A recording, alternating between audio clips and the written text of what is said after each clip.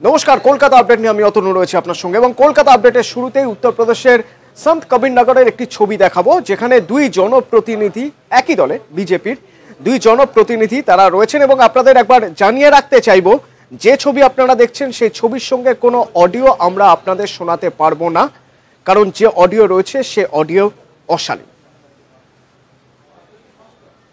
কিন্তু ঠিক কি হয়েছিল যার জন্য একজন সাংসদ এবং একজন বিধায়ক এভাবে হাতাহাতিতে জড়িয়ে পড়লেন? ঠিক কি হয়েছিল যার জন্য একজন বিধায়ককে জুতো পেটা করলেন একজন সাংসদ?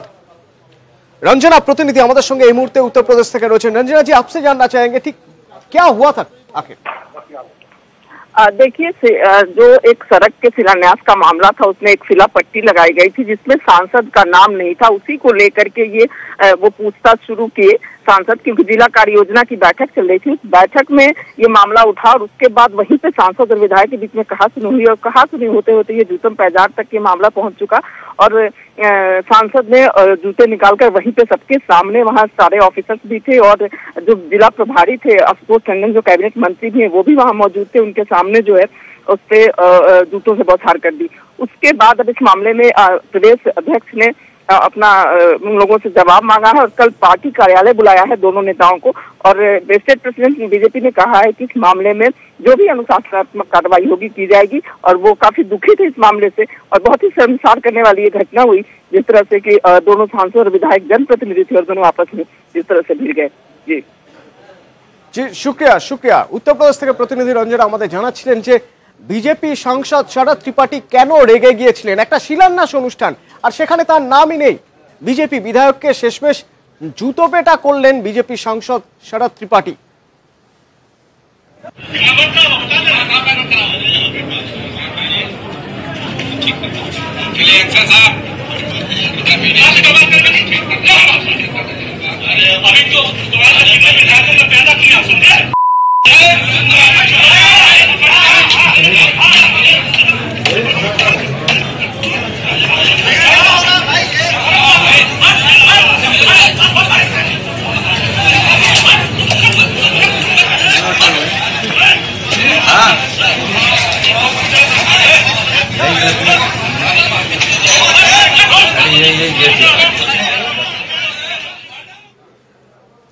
পুলওয়ামা জঙ্গি হামলার পর প্রধানমন্ত্রী নরেন্দ্র মোদী বলেছিলেন দেশের নিরাপত্তার সঙ্গে কোনো রকম কোনো আপোষ করা হবে না। বারবার প্রধানমন্ত্রী নরেন্দ্র মোদী গত 4 বছরে বলে এসেছেন তিনি চৌকিদার, কিন্তু যা পরিস্থিতি তাতে তো এখন সবাই বলছেন চৌকিদারের ঘরেই চুরি হয়েছে।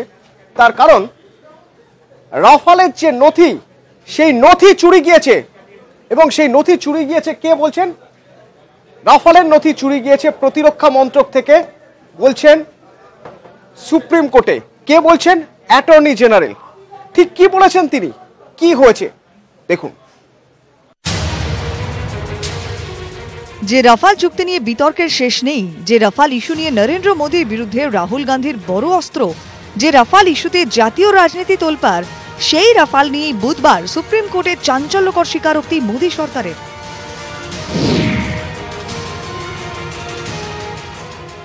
বুধবার রাফাল মামলা শুনানিতে মোদী সরকারের হয়ে সওয়াল করতে উঠে অ্যাটর্নি জেনারেল কে বেণুগোপাল দাবি করেন প্রতিরক্ষা মন্ত্রক থেকে রাফাল সংক্রান্ত নথি চুরি হয়েছে। আদালতের সিদ্ধান্তকে প্রভাবিত করতে শুনানির আগেই দুটি সংবাদ মাধ্যম সরকারি তথ্য প্রকাশ করেছে। সরকারি গোপনীয়তা আইনের আওতায় থাকা নথি চুরি হওয়ায় তদন্ত শুরু হয়েছে। এর বিরোধিতায় সরব হন অন্যতম মামলাকারী আইনজীবী প্রশান্ত ভূষণ। তিনি দাবি করেন অ্যাটর্নি জেনারেল চাইছেন মামলাকারীদের ভয় দেখাতে, যাতে সত্যি প্রকাশ না পায়।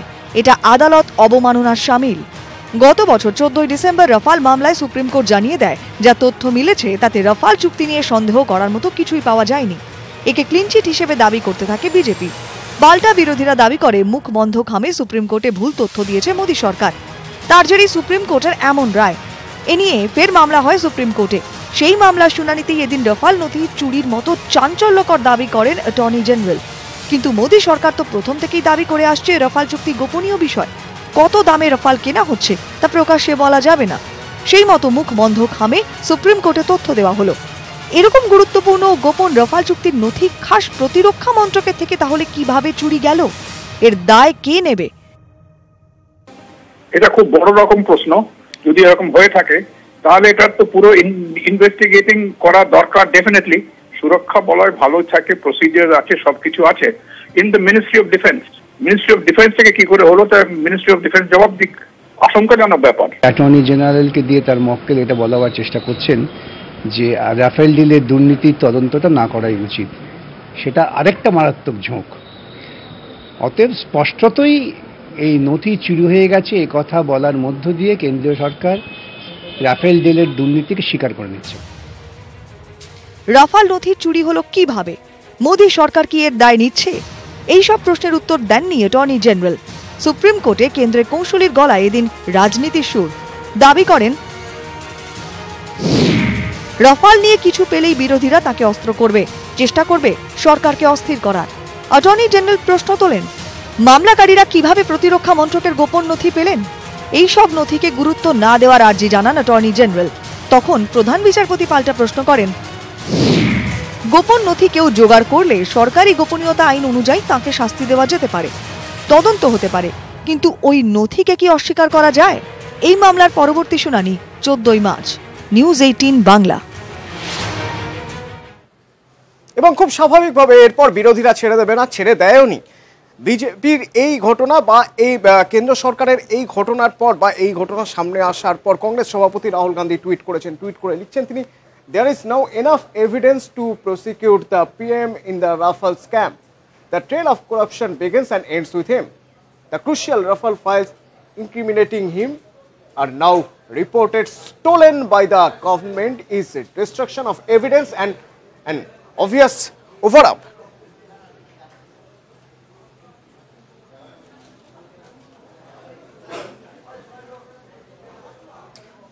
এবং বিরোধীরা এর সঙ্গে পাশাপাশি এটাও দাবি করছেন যে এর পরে তো প্রধানমন্ত্রীর পদত্যাগ করা উচিত। এটা সাংঘাতিক একটা ব্যাপার, কারণ রাফেল নিয়েই সবচেয়ে বেশি অভিযোগ, এবং সেই অভিযোগ খোদ প্রধানমন্ত্রীর বিরুদ্ধে, সরকারের বিরুদ্ধে, মানে সরকার পড়ে যাওয়ার মতন অভিযোগ। আর সেই অভিযোগ বিরোধী দলের সবারই, এবং সেই অভিযোগের ফাইল যদি সরকারি দপ্তর থেকে চুরি হয়ে যায়, একেবারে ওটা কাস্টাডিতে থাকার মতন ফাইল, এবং এই চুরি যদি চুরি হয়ে যায় তাহলে তো মানে সরকারের উচিত পদত্যাগ করা।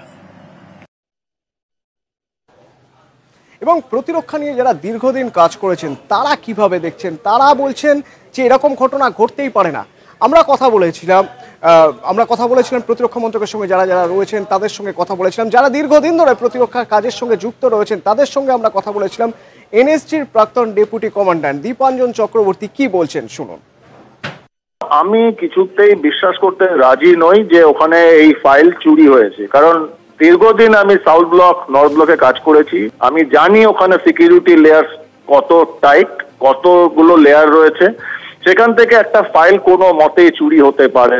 চুরির আইনের ভাষ্য অনুযায়ী চুরি হচ্ছে একটা প্রেজেন্স অফ থার্ড পার্টি, নিজের জিনিস কেউ নিজে চুরি করে না। সেটা যদি ওখান থেকে লোপাট হয়ে যায়, কোট আনকোট লোপাট হয়ে যাওয়া মানে ভেতরের লোকের ইনভলভমেন্ট রয়েছে। এই যে সমস্ত ফাইলগুলো রয়েছে কথা বলছেন, এগুলো কোনো মতেই মেলে হয় না, এগুলো সফট কপি হয় না, কারণ যেহেতু এগুলো প্রচন্ড টপ সিক্রেট ডকুমেন্টস, এগুলো ফাইলগুলো প্রত্যেকটা আধিকারিকের নিজস্ব ব্যক্তিগত কাস্টাডিতে থাকে। ধরুন আজকে আমি একটা বলছি, ডেপুটি সেক্রেটারির কাছ থেকে জয়েন্ট সেক্রেটারির কাছে যাবে, ডেপুটি সেক্রেটারিকে পার্সোনালি ওখানে একটা নোট দিতে হবে যে আমার কাছ থেকে জয়েন্ট সেক্রেটারির কাছে যাচ্ছে এই ডেটে এই টাইমে। জয়েন্ট সেক্রেটারি যখন রিসিভ হবে জয়েন্ট সেক্রেটারি অফিস, সেখানে একজন আধিকারিক লিখবে যে এই ফাইলটা আমার কাছে এই টাইমে এসছে এই ডেটে। নর্থ ব্লকের এক কোণা থেকে আরেক কোণা যেতে 3 মিনিট, তো 3 মিনিটের বেশি টাইম হবে না।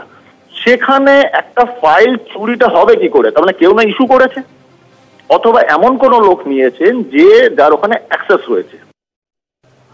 একদিকে যেমন রাফাল ইস্যু, তেমন ভোটের মুখে আরো বড় সড়ো ইস্যু তৈরি হয়ে গিয়েছে, পুলওয়ামা ইস্যু এবং তারপরে air strike issue. Air strike নিয়ে বিরোধীরা যখনই জানতে চাইছেন যে কত জঙ্গি খতম হলো তার একটা হিসেব দেওয়া হোক, তখনই কখনো প্রধানমন্ত্রী কখনো স্বরাষ্ট্রমন্ত্রী তার জবাব দিচ্ছেন, কিন্তু সবাইকে ছাপিয়ে গেলেন বিদেশ প্রতিমন্ত্রী ভিকে সিং।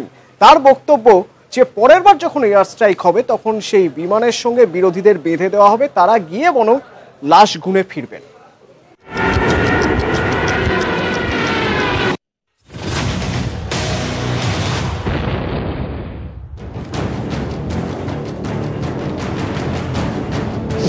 এয়ার স্ট্রাইককে হাতিয়ার করে শুরু থেকেই আসরে নেমে পড়েছে বিজেপি। সূত্রের নাম করে কখনো বলা হচ্ছে 300 জঙ্গি মারা গেছে, কখনো বিজেপি সভাপতি অমিত শাহ বলছেন 250 জঙ্গি খতম হয়েছে, কখনো আবার কেন্দ্রীয় মন্ত্রী সুরিন্দর সিং আলুভালিয়া বলছেন স্রেফ বার্তা দিতেই নাকি হামলা হয়েছে, কাউকে মারতে নয়। যদিও সরকার বা সেনাবাহিনীর তরফে মৃতের সংখ্যা নিয়ে কোনো তথ্য দেওয়া হয়নি। তাই এয়ার স্ট্রাইক নিয়ে গেরুয়া শিবিরের বাড়াবাড়ির মুখে পাল্টা প্রশ্ন তুলতে শুরু করেছেন বিরোধীরা। প্রশ্ন উঠছে, বালাকোট এয়ার স্ট্রাইকের প্রমাণ কোথায়? কতজন জঙ্গি মারা গেছে? আদৌ কেউ মারা গেছে এয়ার স্ট্রাইকে? বিরোধীদের প্রশ্নের কোনো জুৎসই জবাব দিতে পারেনি কেন্দ্র। প্রতিরক্ষা মন্ত্রী নির্মলা সীতারামন জানিয়ে দিয়েছেন কোনো সংখ্যা জানাবে না সরকার, কিন্তু শাসকের শাসানি থামেনি। মৃত জঙ্গির সংখ্যা জানতে চাওয়ায় বিরোধীদের তীব্র আক্রমণ করেছেন প্রধানমন্ত্রী এবং স্বরাষ্ট্রমন্ত্রী। जब एयर स्ट्राइक के बाद पाकिस्तान की बोलती बंद हो गई तो उसकी इज्जत बचाने के लिए यही ये महामिलावटी लोग सामने आ गए। यदि हमारे कांग्रेस के दोस्तों को लगता हो नंबर उन्हें बताया जाना चाहिए तो मैं कहना चाहता हूं कि आप जाना चाहते हो पाकिस्तान तो जाकर गिन लो, पूछो वहां के लोगों से कि हमारे एयरफोर्स के जवानों ने कितने लोगों का सुखाया। এবার বিরোধীদের আক্রমণ করতে গিয়ে যাবতীয় সীমা ছাড়ালেন বিদেশ প্রতিমন্ত্রী VK Singh.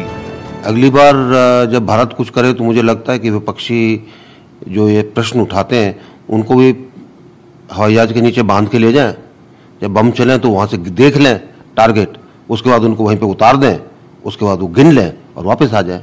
General VK Singh वही व्यक्ति तो हैं जिन्होंने सिटिंग आर्मी चीफ जनरल सुहाग को डाकू कहा था।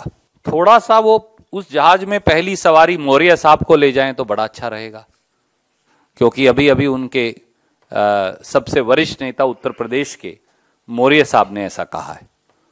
तो मुझे उम्मीद है वो मौर्य साहब को उस जहाज में बिठाकर ले जाएंगे और उसमें पहली सीट पर वो स्वयं बैठेंगे। মোদী বিরোধী হলেই কি দেশ বিরোধী? প্রশ্ন তুলেছিলেন মুখ্যমন্ত্রী মমতা বন্দ্যোপাধ্যায়। বাস্তবে দেখা গেল তেমনটাই চাইছে গেরুয়া শিবির। প্রশ্ন করলেই সেঁটে দেওয়া হচ্ছে দেশদ্রোহীর তকমা। তা করতে গিয়ে সৌজন্যের সীমা ছাড়ালেন প্রাক্তন সেনাপ্রধান वीके सिंह। নিউজ 18 বাংলা।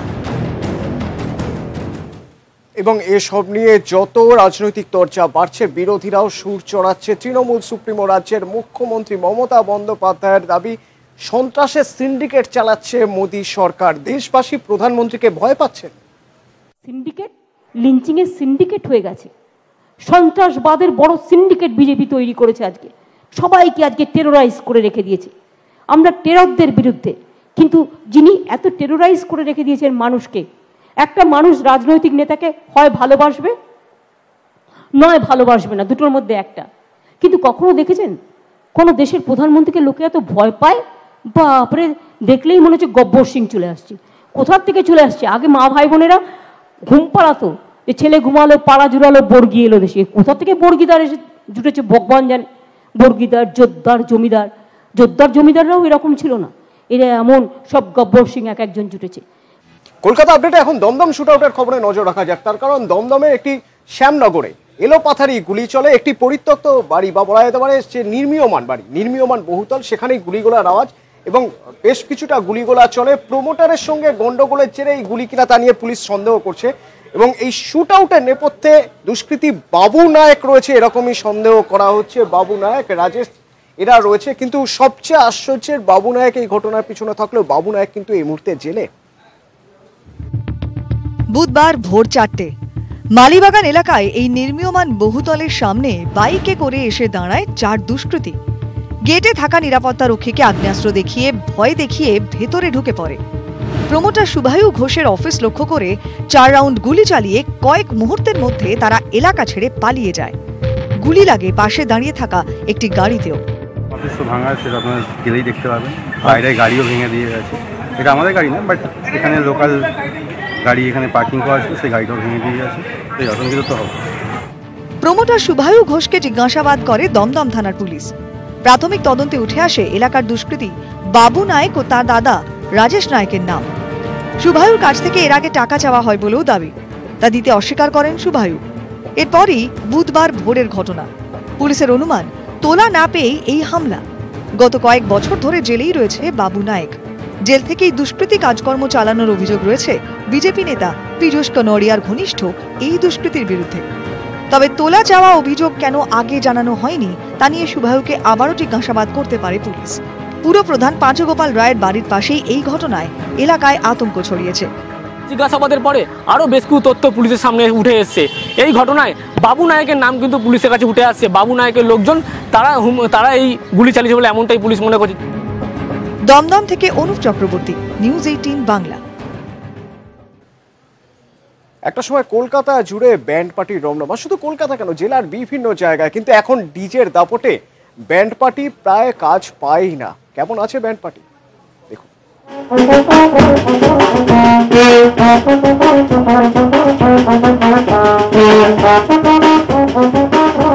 বরাত নেই, তবু অব্যাহত রিহার্সাল।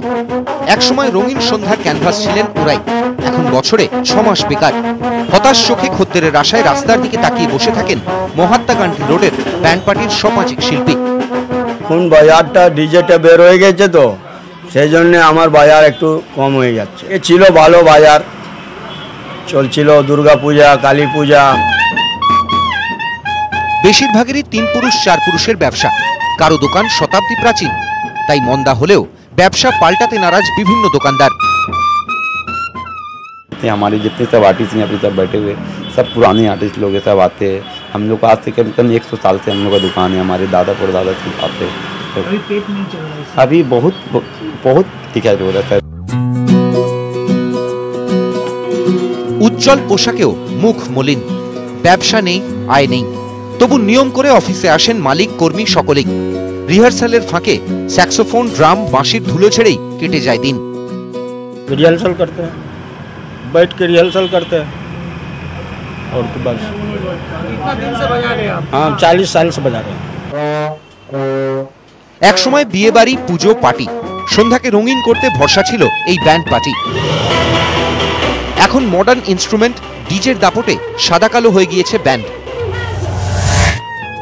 কয়েক বছর আগেও সন্ধ্যায় 4টে অনুষ্ঠানের ডাক আসতো সিনেমায়, ভিন রাজ্য থেকেও। এখন খাস কলকাতায় ডাক নেই, বছরে 6 মাস বেকার। এভাবেই রং হারিয়েছে কলকাতার ব্যান্ড পার্টি। ওই যে এখন কাজ নেই, এখন কম সম চলছে, বাজারটা খারাপ আছে। এখন কাজ না থাকলে কি করব, বসে বসে রিহার্সাল করছি। নতুন পোশাক, নতুন গান, আধুনিক যন্ত্র, কোনো কিছুতেই ব্যান্ডের দিকে ফিরে তাকাচ্ছে না মানুষ। অন্যান্য শিল্পীদের মতো এদের ওপরেও কখন সরকারের নজর পড়বে সেই আশাতেই বসে ব্যান্ড শিল্পীরা। শিল্পী আছে, তবে ব্যান্ড পার্টি শিল্পের সুর আজ হারিয়ে গেছে। পুরনো দিনের ব্যান্ড পার্টি শিল্পের গৌরব কি ফিরবে, সেই প্রশ্নেরই এখন উত্তর খুঁজছেন শিল্পী থেকে ব্যবসায়ী মহল। ক্যামেরায় সুমন বোসের সঙ্গে ভেঙ্কটেশ্বর লাহিড়ী, নিউজ 18 বাংলা, কলকাতা।